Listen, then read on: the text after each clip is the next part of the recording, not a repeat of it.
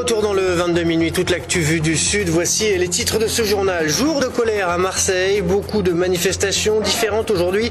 Les infirmières, les cheminots et les territoriaux sont descendus dans la rue. La lutte contre les feux de forêt mobilise chaque année 800 pompiers dans l'Hérault. Désormais, le département dispose d'un pélicandrome à Béziers pour assurer le ravitaillement des bombardiers d'eau. Et puis dorénavant, pour afficher le label fait maison, les restaurateurs vont devoir répondre à un certain nombre de critères. C'est la fin d'un flou juridique sur la question. Enfin, ils sont 5 jeunes de confessions différentes. Pendant un an, ils ont voyagé à travers la terre entière pour découvrir d'autres cultures. Ils ont raconté leur voyage à des collégiens marseillais aujourd'hui.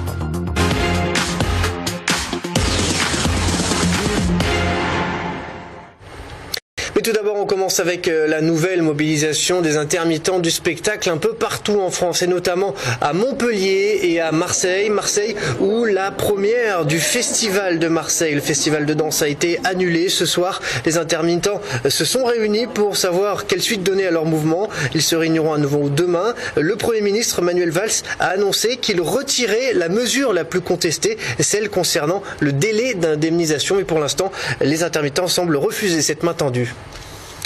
Et les intermittents ne sont pas les seuls à être en colère et à se mobiliser en ce moment. Aujourd'hui, c'était jour de manifestation à Marseille, manifestation du personnel des écoles, manifestation des infirmières et aussi des cheminots. Compte rendu avec Charlotte Palot et Léa Ruguillot. 9e jour de grève à la SNCF, une amélioration est notée dans la circulation des trains, 7 sur 10 en moyenne aujourd'hui. À 13h, les contrôleurs SNCF votent la fin de la grève et annoncent reprendre le travail demain. Les conducteurs, en revanche, poursuivront leur mobilisation. Ils sont toujours déterminés, puisqu'il n'y a pas grand-chose qui a bougé jusqu'à aujourd'hui, à part les avancées de cette nuit. Et donc toujours déterminés à arriver à gagner sur les revendications qui étaient posées dès le premier jour, et même depuis plusieurs mois, et voire plusieurs années, puisque ce débat-là existe depuis, avant d'en arriver à la grève, on a débattu avec le gouvernement depuis un petit moment déjà. À proximité de l'hôtel de ville ce matin, c'était les personnels municipaux des écoles qui manifestaient. Ils estiment que la mairie ne prend pas la peine de réfléchir, notamment à leur devenir depuis l'annonce de l'instauration de la réforme des rythmes scolaires. On veut ouvrir le dialogue, mais il y a des mois et des années qu'on veut ouvrir le dialogue. Sauf que c'est fermé. De la part de M. Godin, c'est fermé. Et il doit quand même aussi penser qu'on est du personnel. On siège en CT, donc on a été élus, et il doit nous respecter pour ces choses-là. Un peu plus tard, à l'hôpital de la Conception, les infirmiers protestaient également pour leurs droits. Dans leur cas, il s'agit du non des heures supplémentaires dès lors qu'il y en a plus de 12 par mois. Au-delà de 12 heures, nous n'avons plus le droit de travailler. Ça, c'est la législation, il n'y a pas de souci là-dessus. Sauf que le problème, c'est que quand vous avez un patient ou vous-même ou quelqu'un de votre famille qui est sur une table d'opération et que nous avons atteint notre 12e heure, qu'est-ce qu'on fait? Il faut savoir qu'au-delà de ces fameuses 12 heures, donc, nous ne sommes plus payés. En plus de la SNCF, des personnels municipaux et des infirmiers, la SNCM ainsi que les contrôleurs aériens rejoindront les mouvements de grève nationaux à partir du 24 juin. C'est tout le secteur du transport qui pourrait être touché à la veille des grandes vacances. Dans l'actualité également aujourd'hui, une nouvelle fois la question des rythmes scolaires. À Nîmes comme à Marseille, la municipalité semble vouloir profiter de l'assouplissement promis par Benoît Hamon, le ministre de l'Éducation. La mairie veut concentrer les activités périscolaires sur le vendredi après-midi et non sur l'ensemble de la semaine comme le veut le décret d'application. Qu'en pensent les parents d'élèves et les enseignants? Réponse au micro d'Alain Belon. 5 demi-journées, oui, mais le mercredi matin, c'était pas forcément la meilleure idée. Et donc maintenant, je pense que maintenant c'est une question aussi économique où on essaye de voir qu'est-ce qui est le plus rentable pour les mairies. Le mercredi, normalement, ils se reposent, ils font des activités là, ça va pas être top quoi. Il y a beaucoup plus de fatigue pour les enfants et tout ce qui concerne les sports, ceux qui ont l'habitude d'amener les enfants au sport le mercredi matin, ça va créer un sacré trou et pour les sportifs et pour tout. À Montpellier, à présent, la colère des pompiers reste vive. Plus de 80 soldats du feu se sont rassemblés à la caserne Montaubayrou, quartier du millénaire. La plupart étaient munis d'un balai-brosse qu'ils ont tous jeté en l'air. Une action symbolique pour dénoncer les sanctions prononcées contre les pompiers grévistes, notamment l'un d'entre eux qui était coupable d'un geste d'humeur. Écoutez. L'objectif est de montrer que les pompiers étaient unis et solidaires, comme c'était marqué sur les banderoles en fait. Il y a un collègue qui s'est fait sanctionner pour avoir jeté un balai sur un coup de nerf. En fait, il a jeté un balai parce qu'il refusait de laver un véhicule pour montrer notre mécontentement. Et il a pris 3 jours de mise à pied, donc 3 jours qui sont transformés en plus en 3 gardes, donc ça fait quand même 9 jours. Donc c'est énorme, donc on a voulu montrer notre solidarité envers lui et envers tous les autres qui ont été sanctionnés, parce qu'il n'y a pas que lui qui a été sanctionné quand même. On a fait une désobéissance collective. Et à propos de pompiers, c'est bientôt l'été et qui dit été dit risque de feux de forêt. Le dispositif estival de lutte contre les incendies va entrer en vigueur. Cette année, un pélicandrome doit permettre aux avions bombardiers d'eau de se ravitailler. Les bassins ont été inaugurés officiellement ce matin sur l'aéroport de Béziers. Reportage Céline Durchon, Audrey Delabre. L'alerte est donnée, le temps est compté.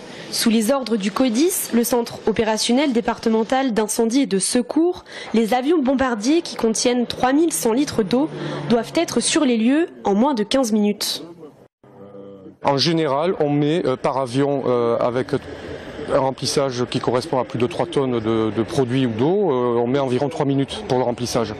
Avec le décollage, ça représente 4 minutes et puis quelques minutes plus tard, on est sur le feu.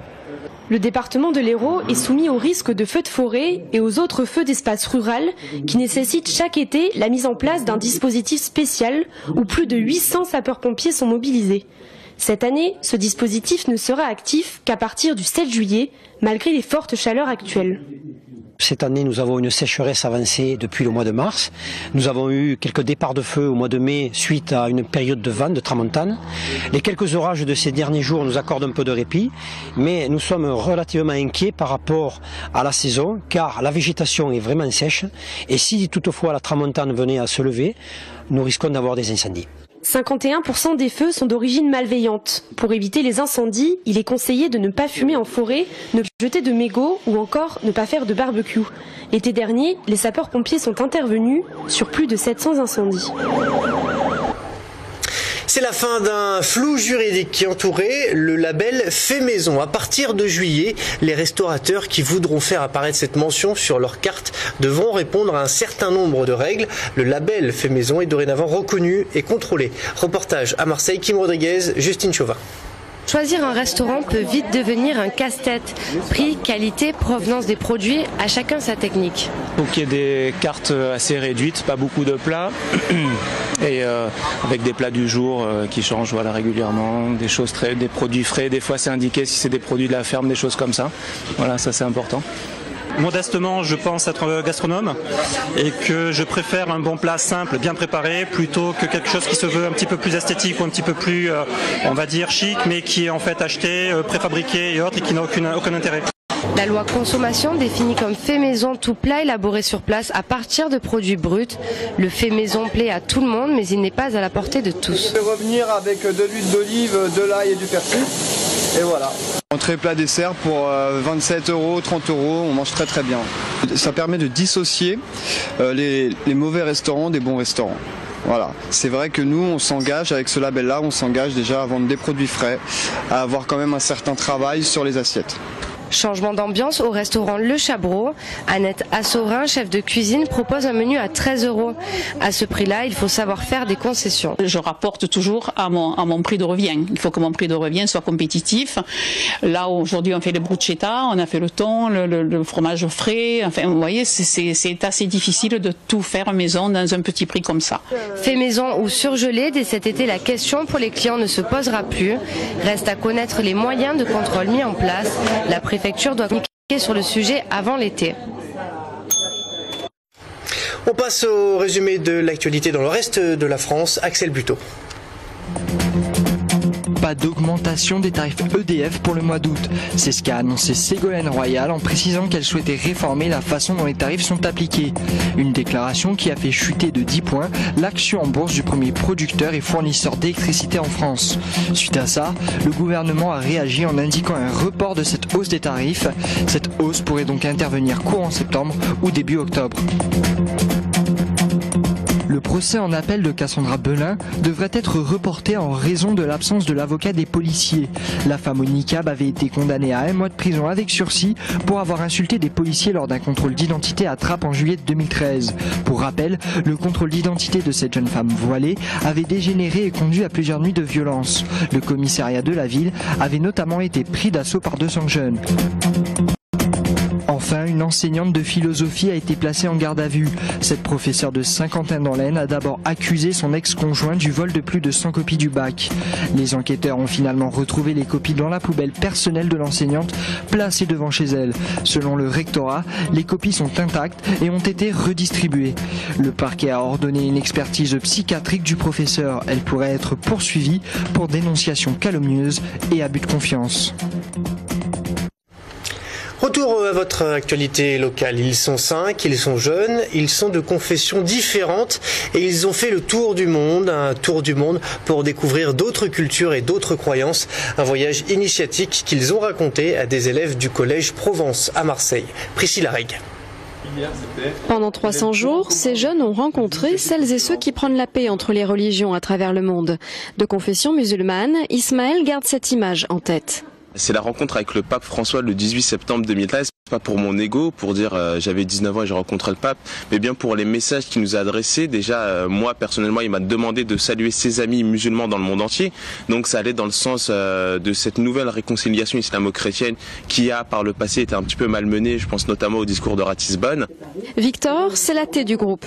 Pour lui, ce tour du monde est la preuve que la religion n'empêche pas de bien vivre ensemble. Un partir à 5, juifs, chrétiens, musulmans, athées, agnostiques, pendant 10 mois autour du monde dans un bocal, c'est une expérience de vie incroyable. Et avec mes amis, on est partis comme des amis, mais on est même revenus comme des frères. Donc je peux dire avec mes frères de voyage, on a vécu des choses très fortes et on n'a jamais eu de tension sur les questions religieuses. Leur périple, ils le font vivre aujourd'hui à ces élèves du Collège de Provence, un établissement d'enseignement catholique qui accueille des jeunes de toute religion.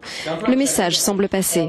J'aimerais vraiment faire comme eux et peut-être plus tard